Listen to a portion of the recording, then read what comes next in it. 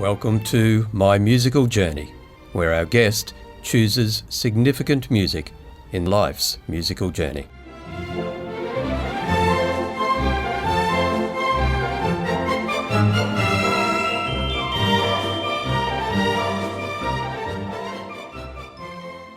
Our guest in My Musical Journey is Jenna Robertson, a Scottish-born soprano. Jenna is an artist and performance maker.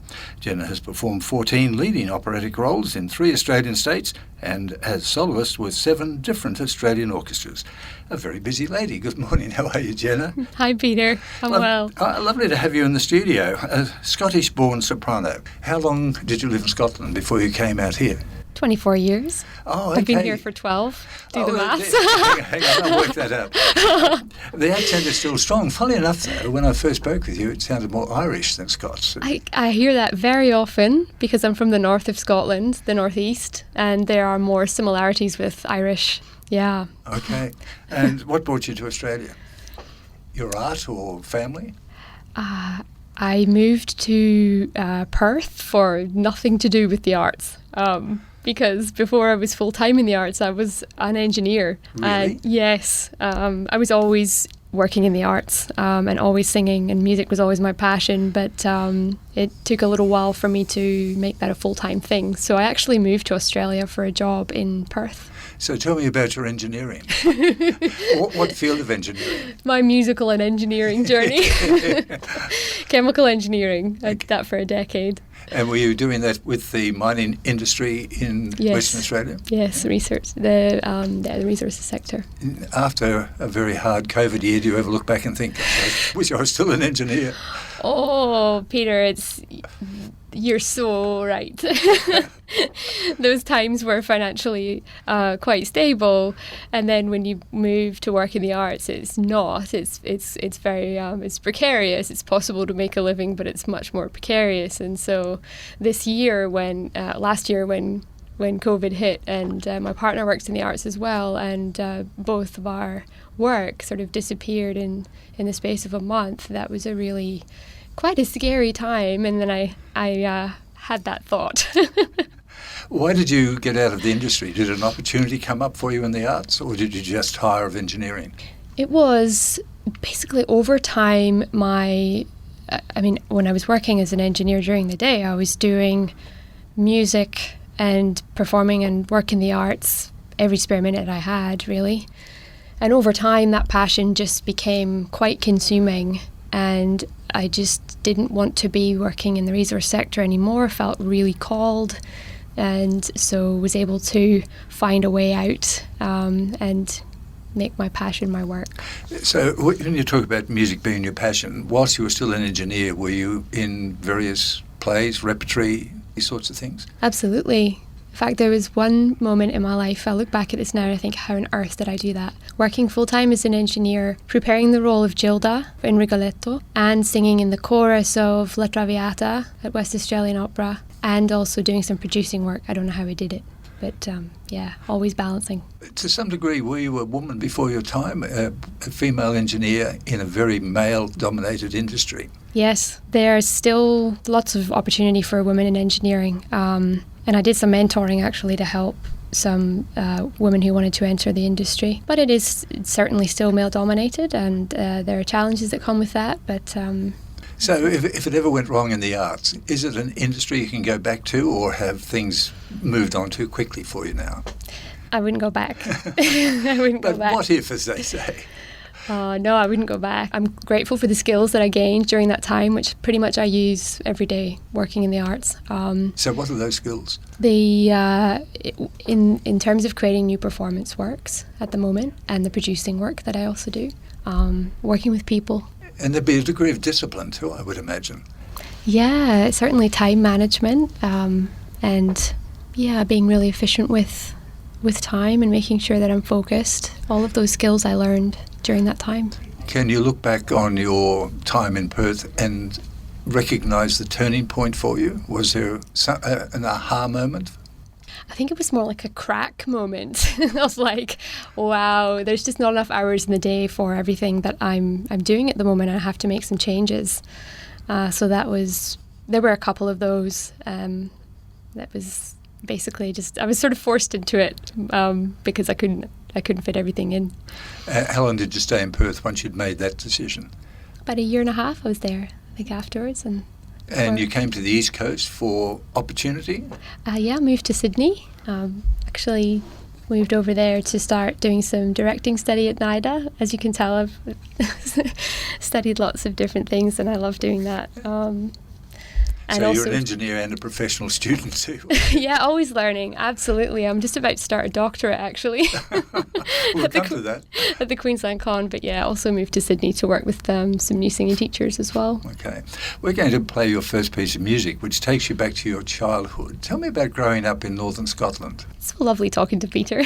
I grew up in the countryside in the northeast of Scotland, playing outside, and playing on the bikes. It was very different to how childhoods are nowadays. And sometimes we would watch films inside.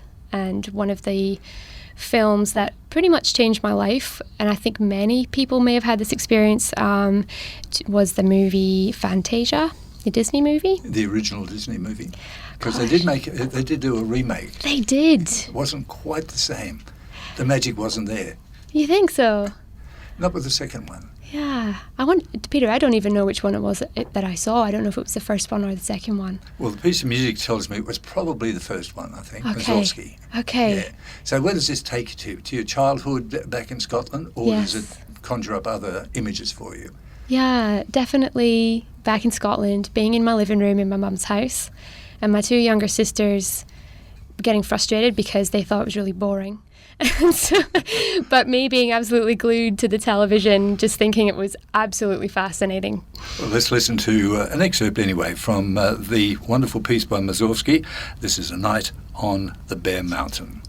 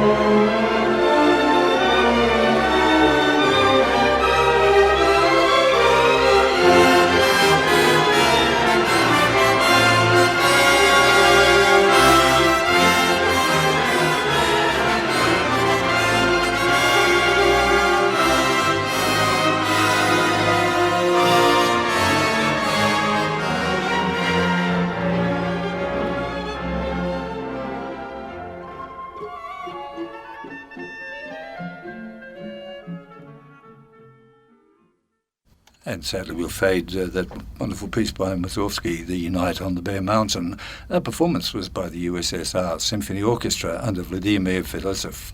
And the first choice of our guest in My Musical Journey, Jenna Robertson. Jenna, what are you, soprano, mezzo? What's your vocal range? High soprano. High soprano, okay. And have you developed that over a period of time? I've certainly developed the technique over time, and it's a constant work in progress.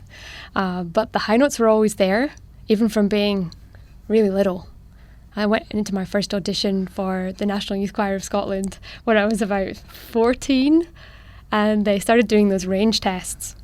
And there was a certain point where the person auditioning me started looking at his colleagues with this kind of surprised look on his face. I didn't know what on earth was going on, but he just kept going up the piano, and he said to me, "Do you realise that you just sang," I think it was like an A above high C or something like that? And I said, "No, I didn't know. It was high, it's just there."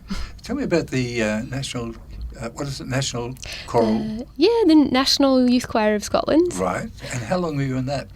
8 years. We're finding out all these extra talents that are not on your CV. Did you tour? Did you tour at all, or is it only within Scotland? We toured all over Scotland, but we also toured. They're still touring internationally. I did one tour with them to Chicago to perform in the Grant Park Festival there. But we performed in pretty much every concert venue in Scotland, and even in England. We did a concert in the Proms in the Royal Albert Hall as well. So with that musical background, what was it that made you decide to go into engineering? Was there a family history? There was my dad.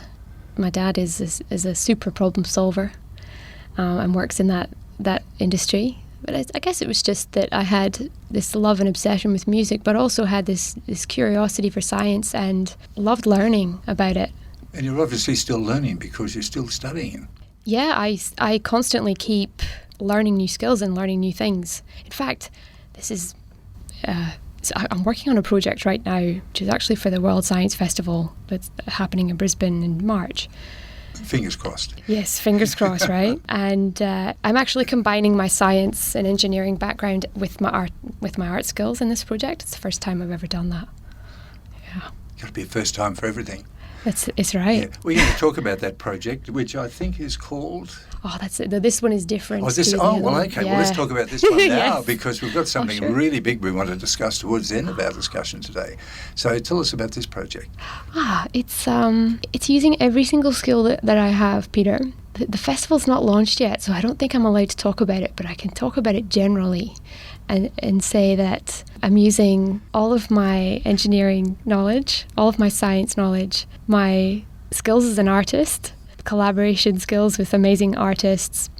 Gosh. Oh, Jenna, you can tell us. We've got 90,000 weekly listeners and none of us is going to tell anybody.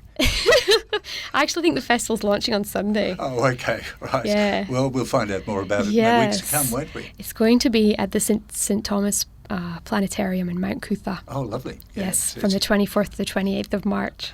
Well, we know that much anyway. Yes. And we didn't even have to torture you to get to that. Tell us about Sydney. You've arrived in Sydney from Perth. What was your first paid work there? Oh, God. Did you have a job to go to when you went to Sydney? No, I went there as a student. I went there to do some work at NIDA and to do some vocal work. Gosh, I can't even remember. Concerts, I think. Concert work that I started doing in regional New South Wales. But you've sung in quite a lot of opera. When did you first perform in opera? In 2010. Okay. And pretty much... back then it was, I think my first one was a Gilbert and Sullivan, Mabel, on the beach in Perth. It was so hot. but Gilbert and Sullivan's wonderful. It was really good fun. Yeah. What's your favourite role? Or do you have a favourite? I do. There are many. There is one role that from the traditional opera repertoire that keeps coming back to me, which is Violetta in Traviata. That's the opera that I've been involved with the most. And this year, later in the year, I have two performances, well, 6 or 7 performances, but 2 separate locations where I'm singing Violetta in Traviata. And that role it feels really, really good in my voice. It always has. Even when I was too young to sing it, I could still sing it. But now my voice is ready to sing it, and there's something about it resonates with my soul. Does that make Verdi one of your favourite classical composers? Yeah, I think Verdi really knew how to write for the voice, and he knew how to write for the theatre. And if you have both of those things, then you make operas that last 200, 300 years. He was reasonably successful, wasn't he? Yes. Why don't you tell us about the next piece of music that you've selected? This is Baba. Yeah. When Peter asked me to think about the pieces that were part of my musical journey, this is a choral piece by Barber called Agnus Dei, and it's the Adagio for strings arranged for choir. And it's one of the pieces that I really remember loving during the period of my life when I was so focused on choral music. We're very fortunate to have many versions of this beautiful piece of music in the library, and the one that I've chosen for you, I hope you like it, is the Australian version with cantillation. Amazing.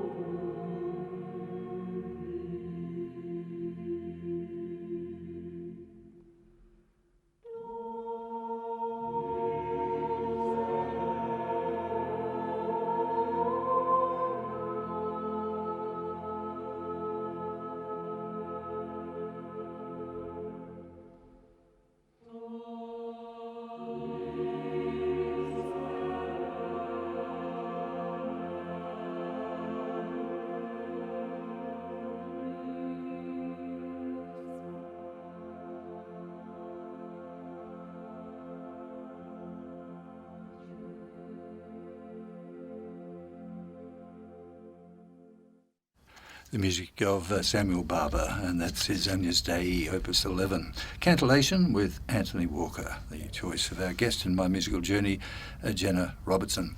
Jenna, just looking at some of your workload in 2021, you're returning with a couple of productions of La Traviata, and you'll be playing Violetta. You're doing a doctorate, or commencing a doctorate of musical arts at the Queensland Conservatorium, Griffith University. Anything else on the horizon? Always. Yes. You can't sit still, can you?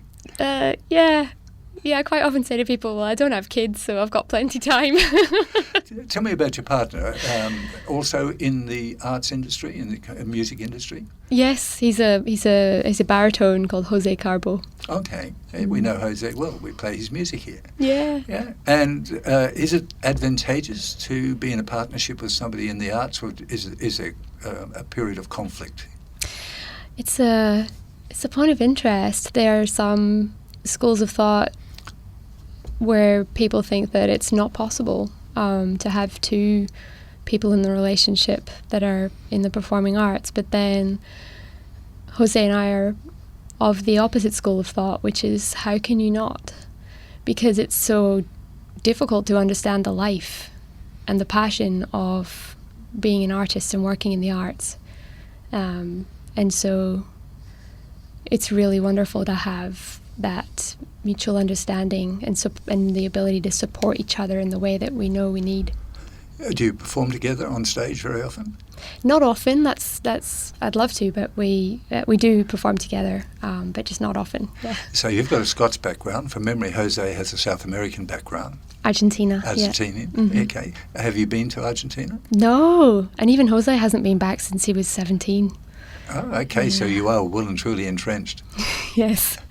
Tell us about some of these projects you've got coming up this year. La Traviata. You indicated that's the love of your operatic life.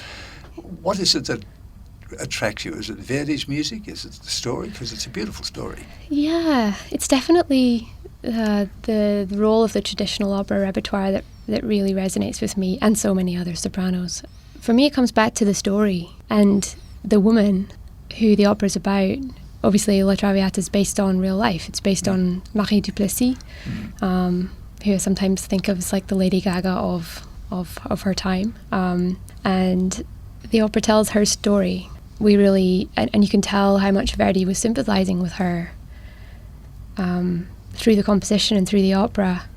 And I think it's the ability to share that story, which is what I love so much, but also the score is divine and it's written so well for voice. One of the things with opera is, and I mean in other forms of art too, you do have to suspend belief quite often, or the audience does. I mean, the very idea of Violetta dying of consumption but still being able to belt out a great number doesn't quite ring true in real life, does it? Well, that's it. I mean, if we want reality, we can just be in real life, but we can go to the theatre for some suspension of that reality and. Do you have to play that role in that, with that in mind, that the audience has to be sympathetic to this person because they are dying, but it's really not a genuine situation. It's not a real situation.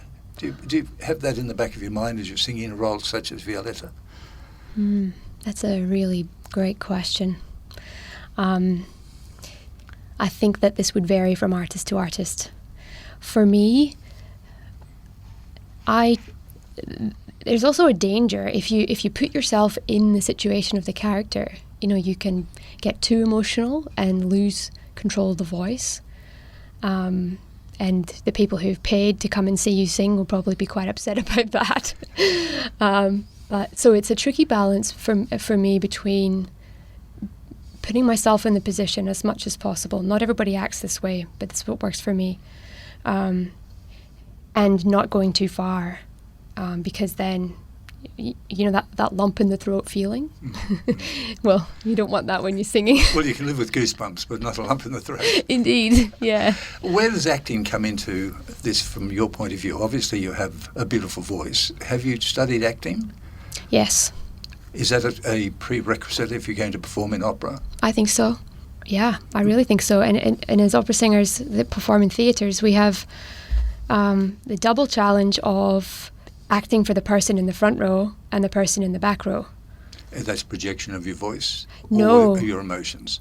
If you just watched opera with the sound down, or if for the person in the front row and the back row, they both need to understand what's happening from an acting perspective, but their view is very different. So the person in the front row will see the details of your face and the small gestures.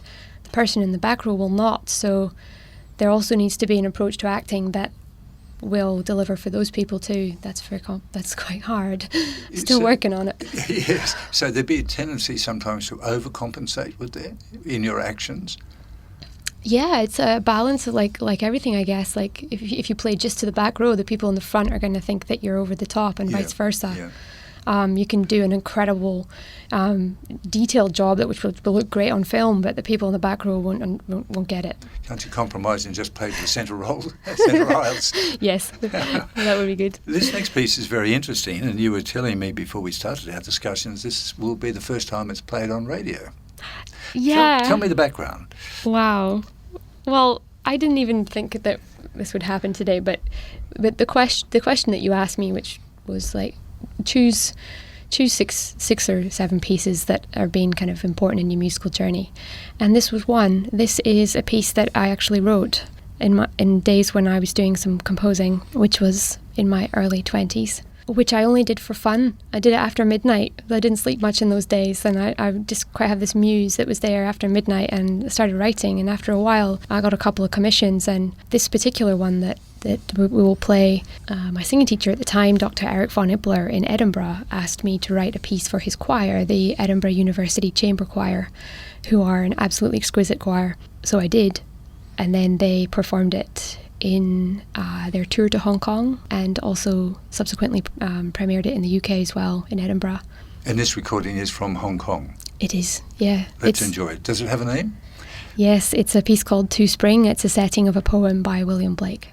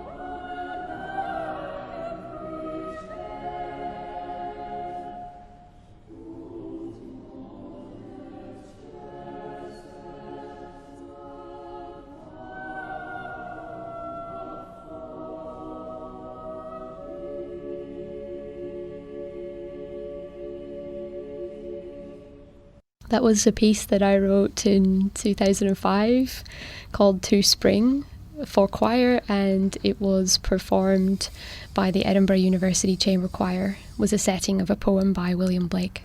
Let me ask you about your career in Sydney. So when did you realise that you were going to make it as a performing artist? Was there a time when you felt, I think I'm on my road? Oh my God. I don't think about it like that, to be honest. I just know that I love doing it, and other people seem to enjoy receiving what I have to give, so I just keep finding opportunities to keep doing it.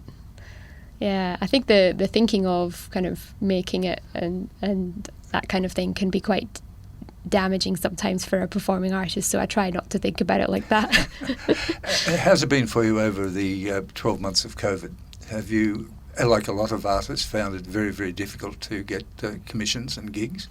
Yeah, obviously performances have been not happening. I had a digital experience with the Brisbane Music Festival and a recital with Alex Raineri last year, but that's pretty much all I did performance-wise. But it gave me this incredible opportunity to be at home, and I was in the process of creating a new work, a new opera actually, because in 2019, where I live in the Gold Coast hinterland was impacted by bushfires. And after that, I was also in the process of creating a new work, and these two things seemed to come together.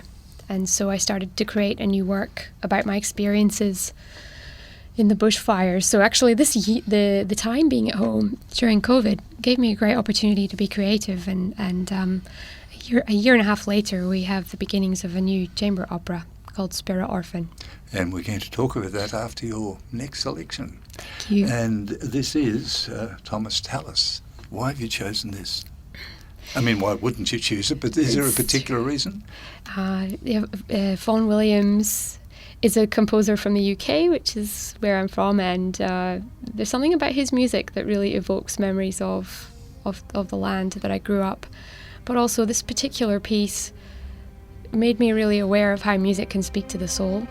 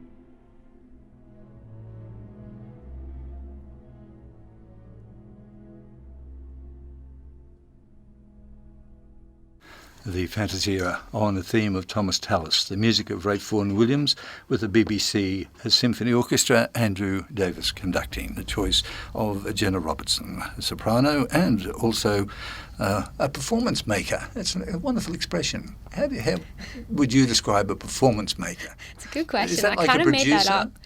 I was like, how do I call what I do? That is a question I ask myself on a daily basis.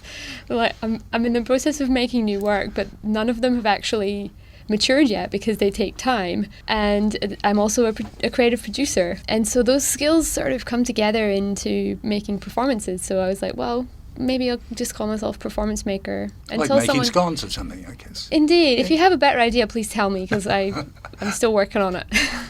La Traviata features very vividly in your most recent history.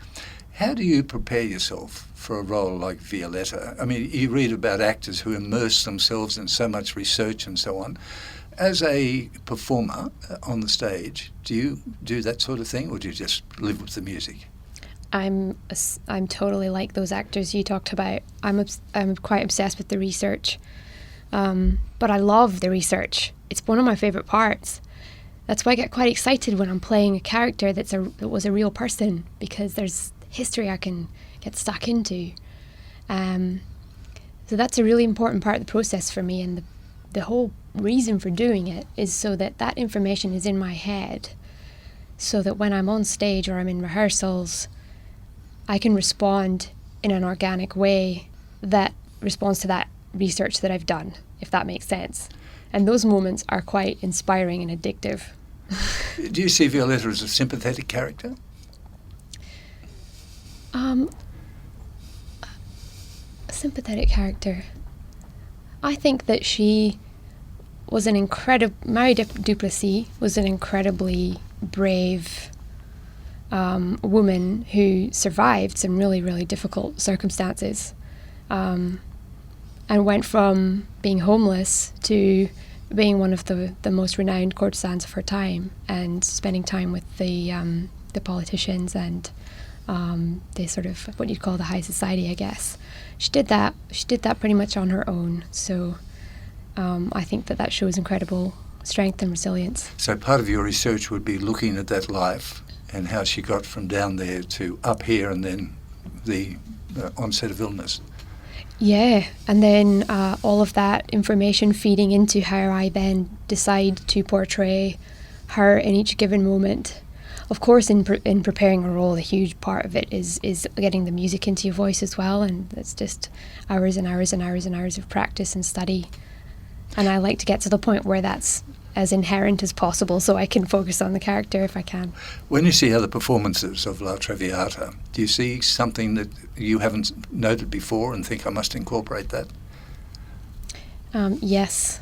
There's so much great opportunity to learn from great people who have done it before. There's so many people who've done it before, even now. Absolutely, all the time. The best Violetta I've seen is Emma Matthews. Is that right? Yeah, I've seen so many. Well, wait until the end of this year when people have seen yours.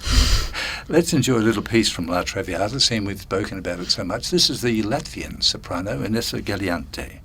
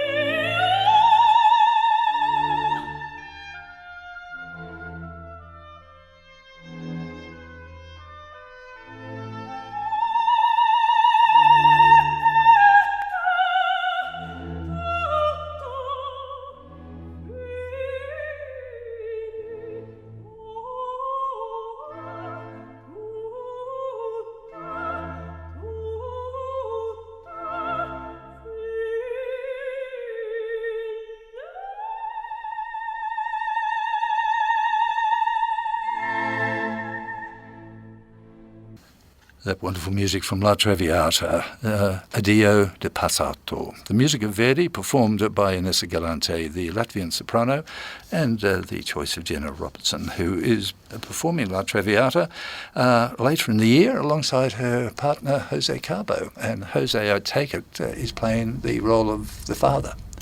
Yes, the second time that I'm doing Violetta this year. Jose will also be singing in that concert, which is quite exciting because we've never done it before. Oh, well, it's easy to rehearse at home anyway. You can both be bathroom baritones. Oh, it's hard to get him to practice with me. He never wants to. He just Now, in the time we've got left, I want to talk to you about this project you have coming up called Spirit Orphan. You've described it as an Australian chamber opera in development. As they say in the classics, please explain. Yeah, good question. Lots of people ask the same question. I think probably what's unknown about developing an opera is the scale and the time that it takes to do.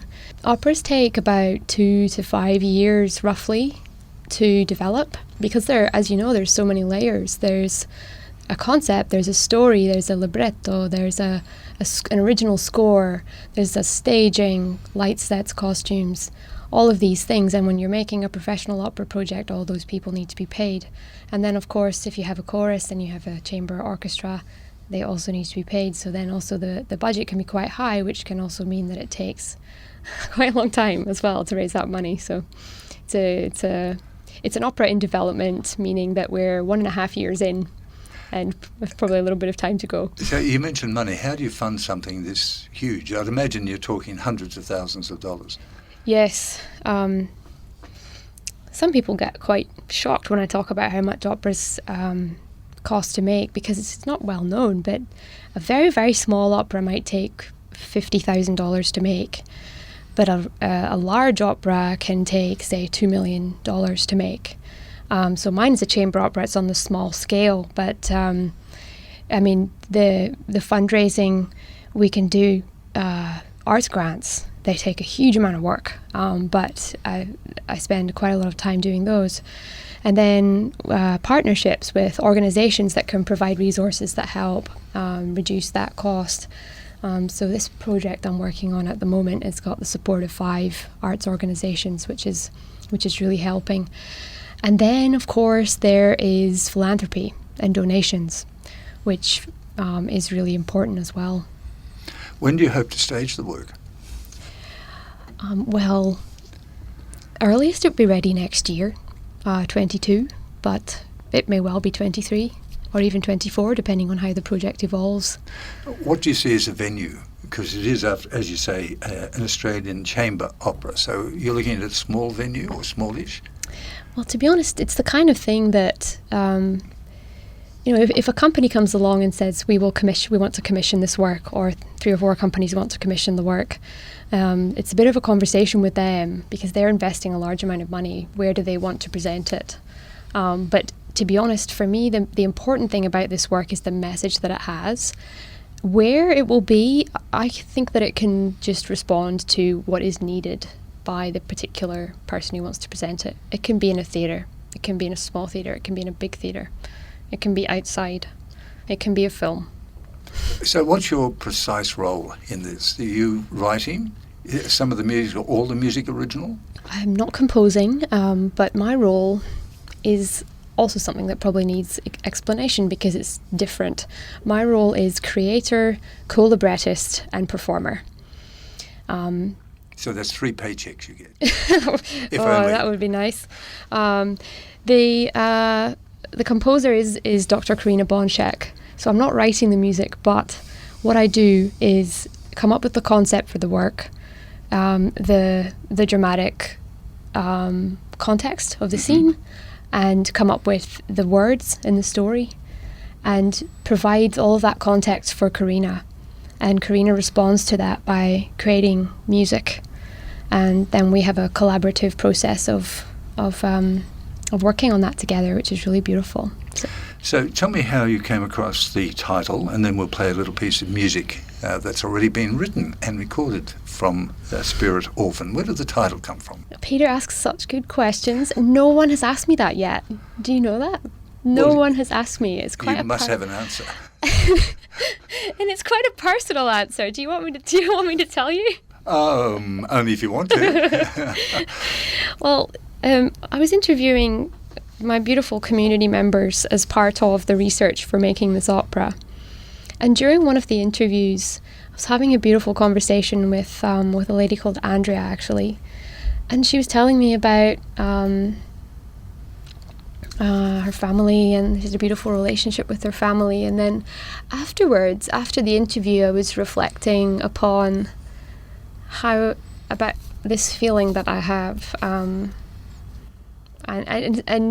Spirit Orphan is a description of that particular feeling that I was So it's an emotion that you experienced yourself. It is, and it is a feeling that I think that I have healed after the bushfires, and the bushfires helped me to heal that. And so my story in the opera that I'm sharing, which I haven't mentioned yet, is an autobiographical opera. I'm playing myself. Is the story of that healing from the bushfire. That's in Spirit Orphan? Yes. Yeah. Well, we look forward to seeing that within the next couple of years, and we can look into your soul when we You enjoy certainly Spirit can. Orphan.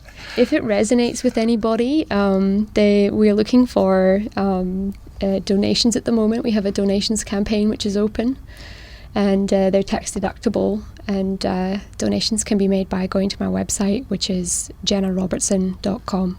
That's ROBERTSON. That's right. Jenna, it's been lovely speaking with you. Thank Thank you you. very much for your time. And we're going to go out today with a little piece from Spirit Orphan.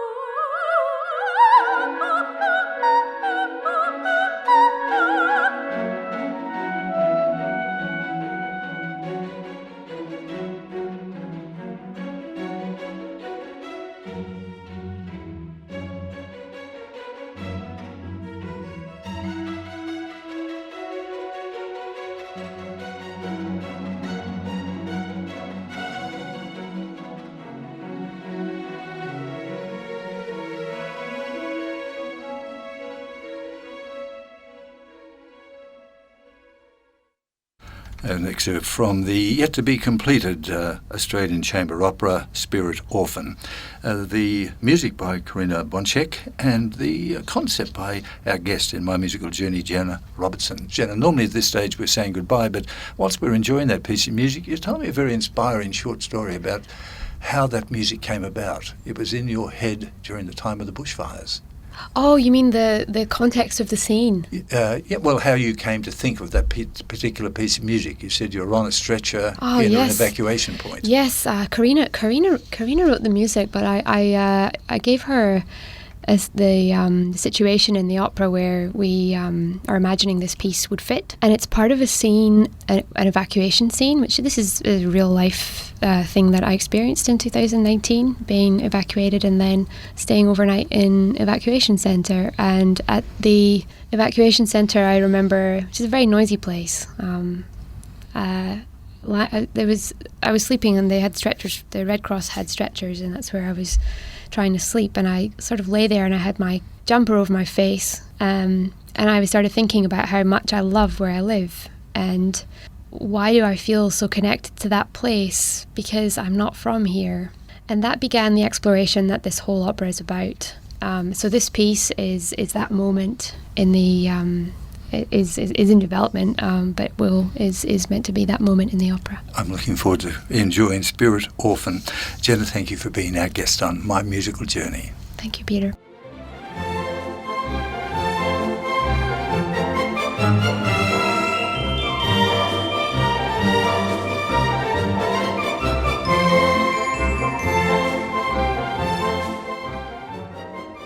You've been listening to My Musical Journey.